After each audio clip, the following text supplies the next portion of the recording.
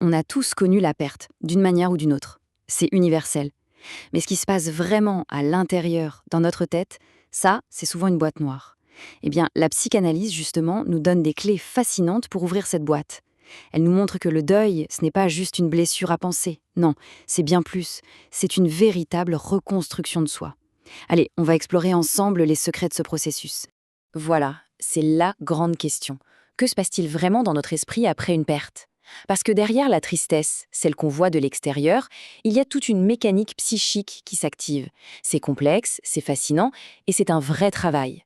Oui, un travail que notre esprit doit faire pour nous permettre de continuer, de vivre et d'aimer à nouveau. C'est ça qu'on va décortiquer. Bon, alors, avant d'aller plus loin, il y a un point absolument crucial à éclaircir. Vraiment, deuil et dépression, ce n'est pas la même chose. Le deuil, aussi terrible et douloureux soit-il, c'est un processus tout à fait normal et même sain. La dépression, elle, c'est une pathologie.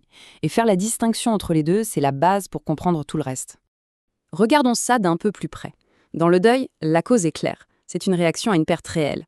Dans la dépression, c'est un trouble plus diffus. Et surtout, il y a la question de l'estime de soi. Dans le deuil, en général, elle est préservée. On est au fond du trou, mais on ne se sent pas forcément nul. Dans la dépression, c'est souvent le cas. On se dévalorise. Mais la différence la plus fondamentale, celle que Freud a vraiment mis en lumière, c'est celle-ci. Dans le deuil, on a l'impression que c'est le monde qui est devenu pauvre et vide. Alors que dans la dépression, c'est notre propre moi, notre intérieur, qui se sent appauvri et vidé. Le deuil, c'est un chemin à traverser. La dépression, c'est un mur. Et on en arrive à une idée qui a tout changé. Une idée de Freud. Le deuil, ce n'est pas quelque chose de passif qu'on subit en attendant que ça passe. Non, c'est un travail. Un vrai boulot, en fait.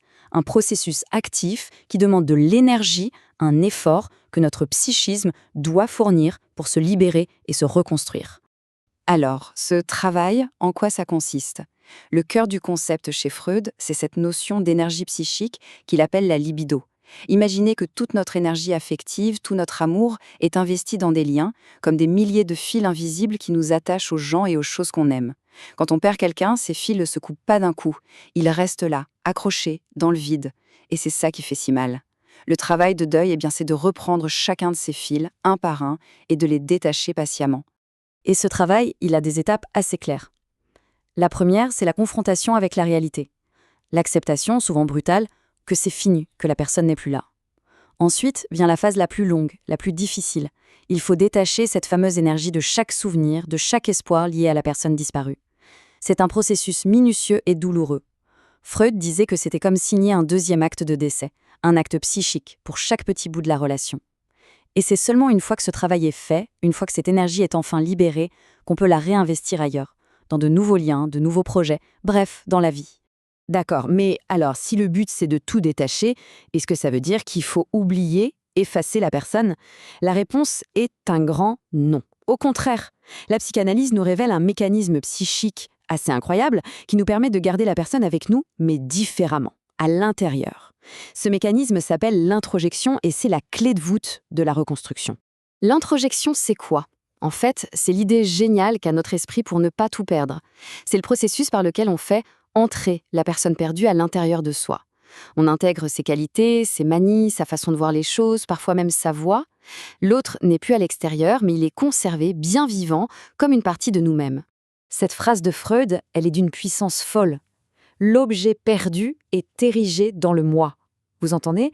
Érigé, comme une construction, une charpente. Ce n'est pas juste un souvenir qui flotte. Non, la personne qu'on a perdue devient littéralement une partie de notre structure psychique, un pilier de notre identité.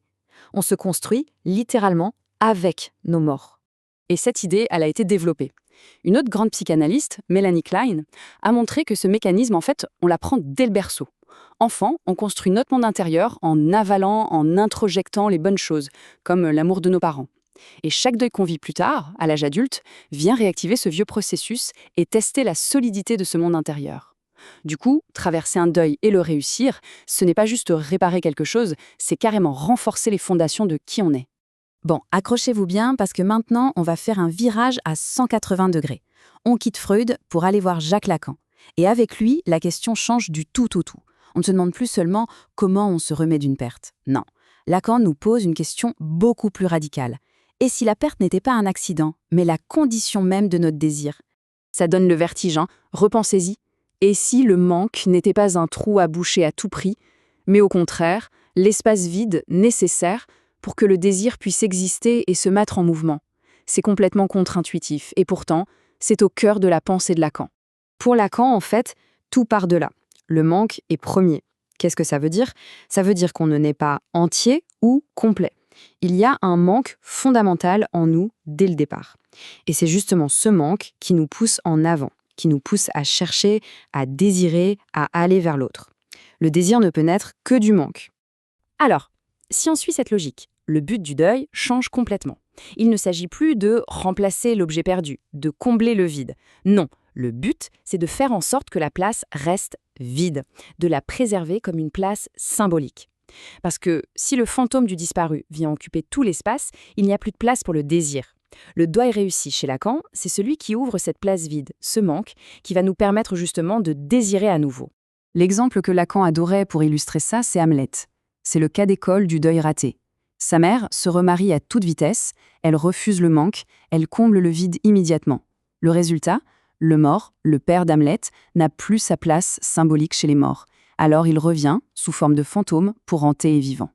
Et Hamlet, lui, est complètement coincé. Son désir est paralysé, il est incapable d'agir. Il ne retrouvera sa capacité à agir qu'à la toute fin, seulement après avoir, lui, fait le deuil d'Ophélie. Ce deuxième deuil va enfin créer en lui la place vide dont il avait besoin. Et là, on touche à quelque chose de très grave. Quand le deuil échoue, quand ce travail symbolique n'est pas fait, l'enjeu devient énorme. Ce n'est plus seulement l'objet qui est perdu, c'est le sujet lui-même qui risque de se perdre, de s'effondrer, de ne plus trouver sa place dans sa propre histoire, comme s'il était éjecté de sa propre vie psychique. Au final, ce que la psychanalyse nous apprend, c'est que le deuil n'est pas une simple cicatrice. C'est bien plus que ça. C'est une restructuration fondamentale de qui nous sommes. C'est un processus qui nous fait grandir, qui nous transforme. En intégrant nos pertes, en leur donnant une vraie place symbolique à l'intérieur de nous, on ne fait pas que survivre, on se reconstruit. Et souvent, on en ressort plus complexe, plus profond et plus solide. Ce qui nous amène à une dernière question. Une question pour chacun d'entre nous. Si le deuil nous reconstruit, alors qui devenons-nous grâce à nos pertes? Si chaque personne que l'on a aimée et perdue devient une partie de nous-mêmes, une brique dans notre édifice intérieur, alors qui sommes-nous au fond?